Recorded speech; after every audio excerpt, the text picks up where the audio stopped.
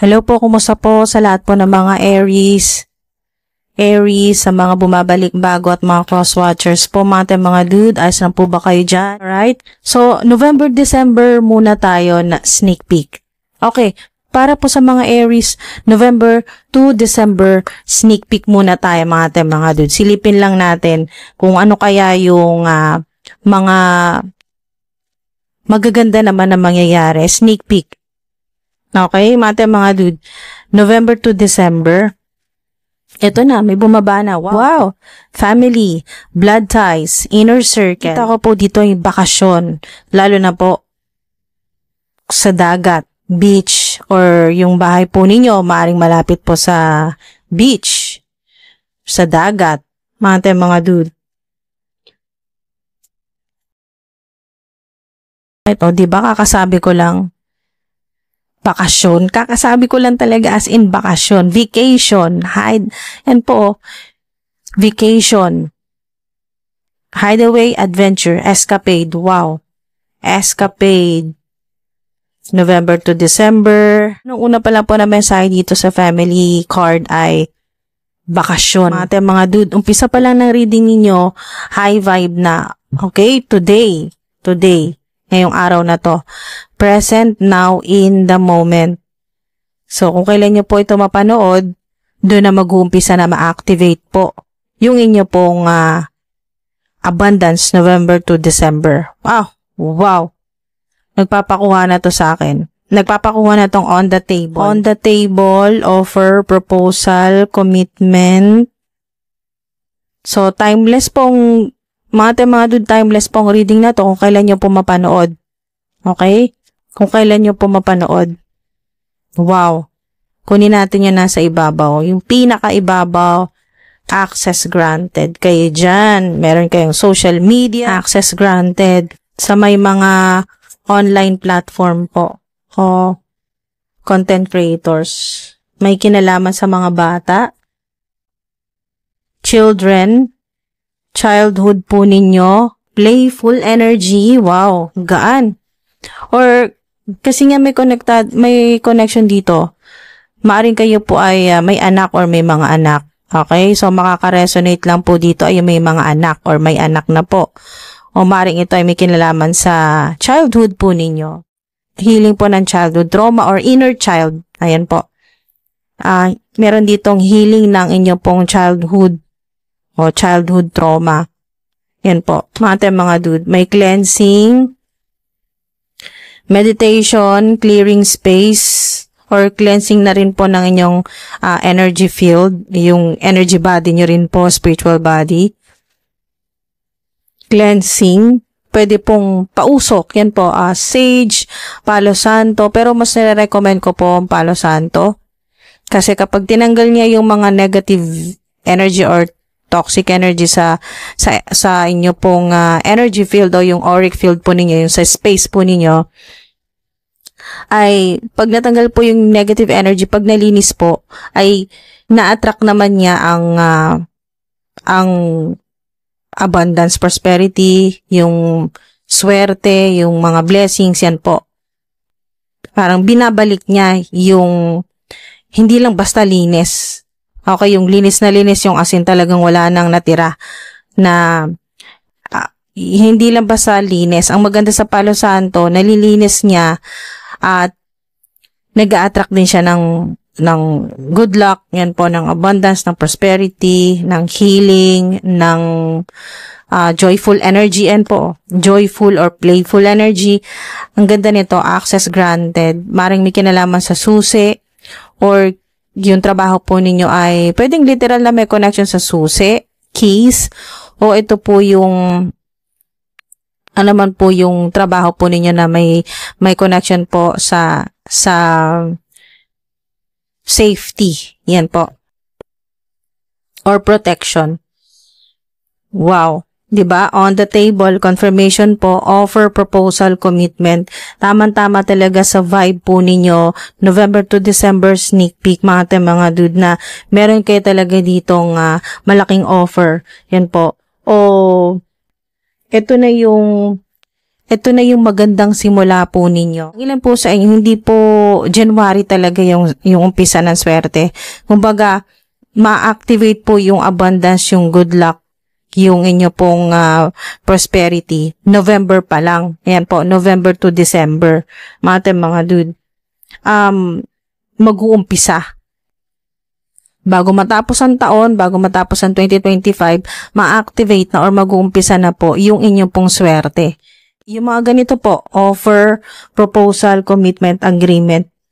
May mga napakaganda kasi may trabaho ka na or magandang offer, may bakasyon ka pa. Napakaganda niya mga dude kasi may extra money po kayo. Yan po, extra money. Bagong simula. Sa ilan, hindi po lahat sa inyo mag-uumpisa yung fresh start na sinasabi ay January 2026. Ang ilan po sa inyo na Aries ay ang fresh start po ninyo or yung activation ng abundance po ninyo. Yung po ay magsisimula na po na makapasok sa inyo pong abundant timeline. Ngayon po yun. Okay? November to December. Sa ilan? Okay? Hindi po lahat magre-resonate. Kaya nga po ngayon, today, o ngayon na po, araw na to kung kailan nyo napanood, ito na po yung simula ng activation. Yan po, na kayo po ay talagang, nagbukas kasi may mga susi na kayo po ay may na-unlock na, okay? Or may na-activate na po na timeline ng kayo po ay hindi na mahihirapan, abundant na po, na madali na sa iyo lahat. Mag-umpisa po na November to December sa ilan, November or December, basta November to December, mga dude, na kayo po ay talagang malilinis na, ayan, may cleansing kasi. Yan po yung energy body, yung aura po ninyo, yung spiritual body, hindi lang po yung pati yung overall, pati po yung inyong energy field, yung auric field po ninyo, yung space po ninyo. Access granted ka, talagang meron kang ma-unlock November or December, o basta hintay-hintay, November to December. Significant po lalo na po sa may mga social media platform, online platform, sa mga content creators, sa mga meron pong business, meron pong online business o ano man pong creative projects na gamit nyo po ay internet or social media. So, meron po ditong yung vibe na year-end cash, okay?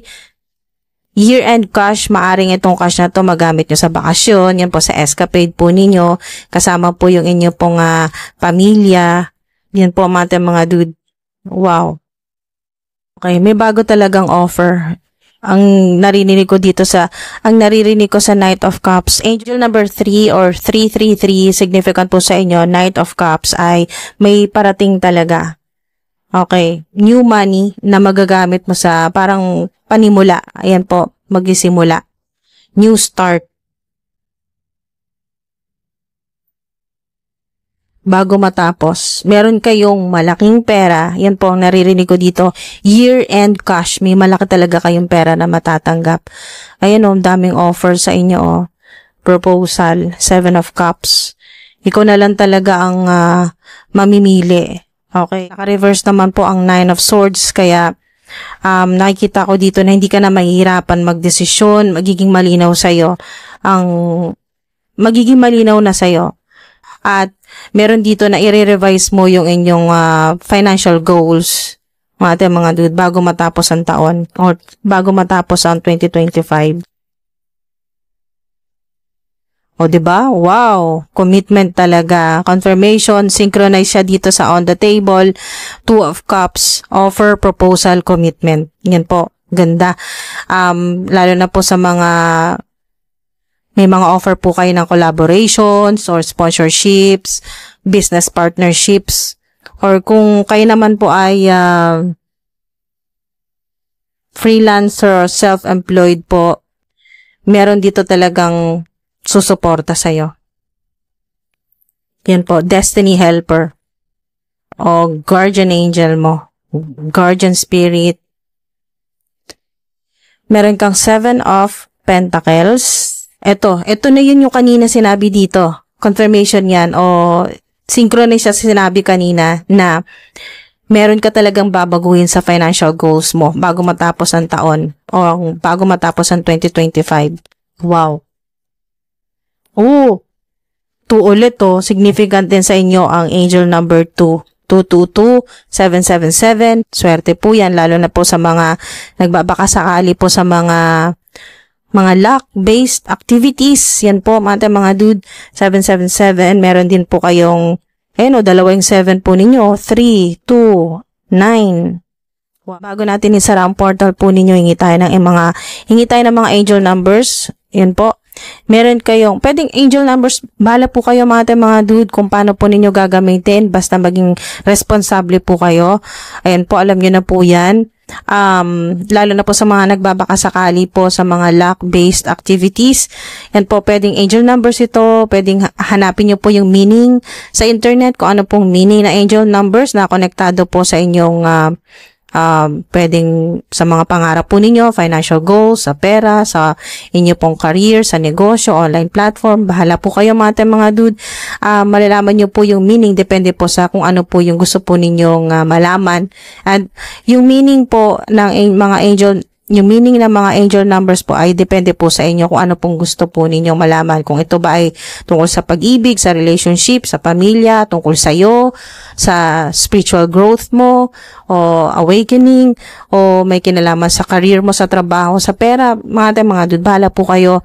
Maging responsable po kayo sa paggamit din po ng mga angel numbers, lucky dates. So, meron kayong 13, 11, 9, 19, 1, 5, 15, 7, 17, 19, 3, 16, 8, 10, 12, at 15. Yan po mga dude. Maraming salamat po. Ingat po kayo palagi. Sana may makuha po kayo dito. Mapakinabangan po ninyo. Itapon nyo po, skip, o itapon nyo po, ignore, o i-release, let go nyo po ang mga hindi po nag-resonate po sa inyo. Yan po yung hindi tumutugma sa sitwasyon or sa energy mo. Hindi kasundo ng vibrational energy mo. Tapon mo. Kunin nyo lang po yung mga high frequency na mga mensahe na mapapakinabangan po ninyo. Yan po, lalo-lalo na po November to December.